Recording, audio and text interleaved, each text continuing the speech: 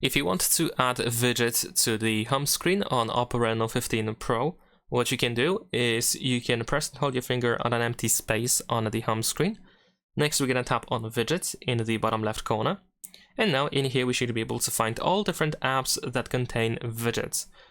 And of course, you can only see the list of apps that you have installed. So now you can just tap on any of these apps and you should be able to find all available widgets. Of course, widgets have different amount of, apps have different amount of widgets. So you might try to find something over here for yourself. And once you find the widget, then you should be able to use this add button.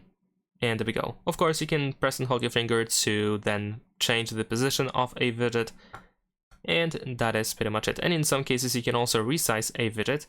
So in this case, we can grab by this bottom right corner, and then we can resize our widget quite easily. And in this case, this widget unfortunately doesn't have that option. So that's pretty much it. Leave a like and subscribe.